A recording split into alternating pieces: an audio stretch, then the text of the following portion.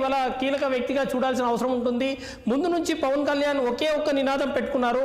ఆయన చెప్పిన ప్రతి సమావేశంలో ఆయన ఒకే ఒక మాట చెప్పారు, ప్రతిపక్షానికి సంబంధించిన ఒక్క ఓటు కూడా చీలనివ్వను, దానికోసం ఎన్ని త్యాగాలకైనా నేను సిద్ధంగా ఉంటాను.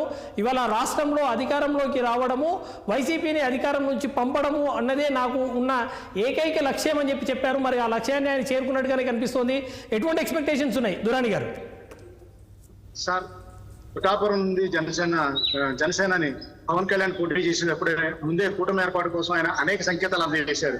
తాను ఎటువంటి దానికైనా సరే ప్రతిపక్షం నుంచి ఒక్క ఓటు కూడా చీలకుండా కూటమి ఏర్పాటు చేస్తానని, అవసరమైతే తాను సీటు తగ్గించుకోవడంతో పాటు 4-5 నిప్పు దిగుతానంటూ ఆనాడే ప్రకటించారు. అందులో భాగంగానే తెలుగుదేశం, భారతీయ జనతా పార్టీ, జనసేన పార్టీలతో కూటమి ఏర్పాటు చేశారు. తాను 24 సీట్లు ఆశించినప్పటికీ 21 సీట్లుగా పరిమితం అయ్యి బీజేపీకి సీట్లు ఇవ్వడం దగ్గర నుంచి ఆయన మొత్తం కూటమి నడుపుకుంటూ వస్తూనే తూర్పుగోదావరి జిల్లాలో ఎవరైతే వైఎస్ఆర్ కాంగ్రెస్ పార్టీ వాళ్ళు అసాంఘిక శక్తులుగా ఉన్నారో వారి అంతకు తెరుస్తానంటూ, శాంతి భద్రతలు పరిష్కరిస్తానంటూ ఆయన ముందుగా హెచ్చరించారు.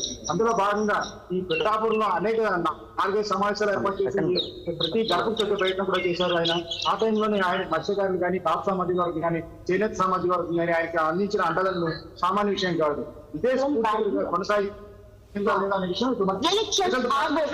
రిజల్ట్ ద్వారా తెలియడంతో ఒక్కసారిగా జనసేన భారీ మెజార్టీ, అంటే సుమారు 70,000, ఇంకా ఫస్ట్ ర్యాంక్ కలగలేదు, 69,600 ఫస్ట్ ర్యాంక్ కలిపితే 70,000 సుమారు భారీ మెజార్టీ వచ్చింది. ప్రస్తుతం ఆయన పరిసరాల్లో ఎవరు ఇంకా రాలేదు. కానీ ఎవరైతే తెలుగుదేశం గెలిచిన అభ్యర్థులు అందరూ ఉన్నారు, 40,000 మెజార్టీ పైన అందరూ కొనసాగడం చెప్పండి.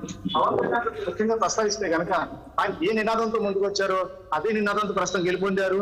ఇప్పుడు ఆయన ప్రభుత్వంలో కొనసాగుతారని కొంతమంది, కాదు ఆయన ప్రభుత్వం భాగస్వామిగా కాకుండా ఈ కోట చైర్పర్సన్ గా ఉంటూ కూటమికి నడిపిస్తారు, అలాగే కేంద్రంలో కూడా చక్రం తిప్పుతారని అంటున్నారు. అయితే కనుక తెలుగుదేశం వర్గాలు కానీ, జనసేన వర్గాలు కానీ ఖచ్చితంగా చెప్తున్నారు పవన్ కళ్యాణ్ ఉప ముఖ్యమంత్రి అవుతారు, హోంశాఖ తీసుకుంటారు. అలాగే ప్రత్యేకంగా ప్రస్తావించి కాకినాడ ఎమ్మెల్యే గాను ద్వారంపూడి చంద్రశేఖర్ రెడ్డి కానీ, కురసాల గన్నబాబు కానీ ఆయన ఎవరినైతే విమర్శలు చేశారు, అలాగే పేరుని నాని, కొడాలి నాని ఇలాంటి ఎవరి గురించి అయితే మాట్లాడారు వాళ్ళందరి గురించి కూడా ఆరా తీసి పెట్టుకున్నారని, వాళ్ళందరిపైన సరే చర్యలు కానీ ఇతరత్ర రకాల ఏదైనా తీసుకునే అవకాశం ఉంటుందని. అయితే ఇది ఎంతవరకు సాధ్యం, అంటే ప్రతికార చర్యలు ఏమైనా ఉంటాయా, లేకపోతే అటువంటి లేకుండా రాజకీయంగా కూడా ముందుకు వెళ్తారా సామాన్యంగానే? ఎందుకంటే ప్రభుత్వం ప్రస్తుతం చాలా లోటు బడ్జెట్ ఉంది, ఇంకా చాలా పరిధులు కూడా ఉన్నాయి. పోలవరం ప్రాజెక్ట్ మొదలు అనేక సమస్యలు ఇక్కడ సంక్షేమ పథకాలు అమలు చేయడం, తెలుగుదేశం ప్రగతి కూటమి మేనిఫెస్టోలో పెట్టినట్టుగా ఆర్టీసీ బస్సు, ఉచిత ఆర్టీసీ బస్సు ఇలాంటి అనేక సంక్షేమ పథకాలు ఉన్నాయి. పిల్లలకైతే కనుక 3 పిల్లలు ఉంటే 3కి అమ్మఒడి అందిస్తానని ఇటువంటి వాగ్దానాలు చేశారు. ఇవన్నీ ఆచరణ సాధ్యమా కాదా అన్నది ప్రభుత్వం దగ్గర నిధులు బాధపడుతున్న సమయంలో ఏ విధంగా జరుగుతున్నా మాత్రం ఖచ్చితంగా గమనించాలి. పవన్ కళ్యాణ్ అయితే కనుక స్ఫురదృష్టితోనే వ్యవహరించారు, దాన్ని తప్పకుండా గెలుస్తామని 1,00,000 ఓట్ల మీద గెలుస్తా అన్నారు. కానీ 70,000 చేరుకోవడం మాత్రం చాలా గొప్ప విషయాన్ని చెప్పాలి.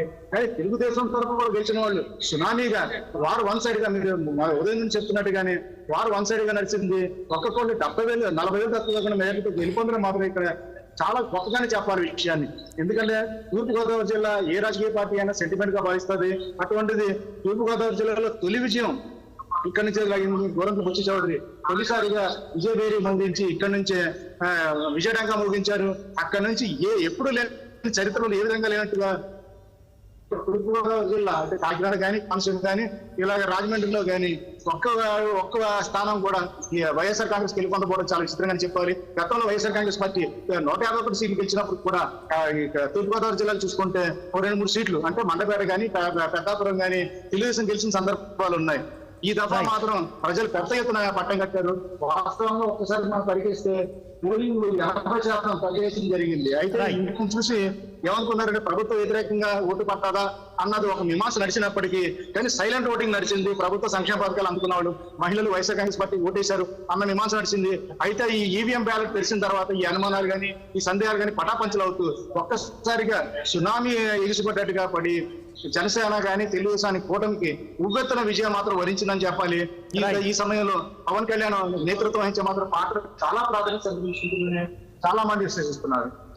రైట్, మళ్ళీ వస్తాను మీ దగ్గరికి. నేను ప్రధానంగా మనం ఒకసారి గుంటూరు వెళ్ళాల్సి ఉంది. గుంటూరులో మొత్తంగా ఎటువంటి పరిణామాలు ఉన్నాయి మనం చూడాలి. పవన్ అసలు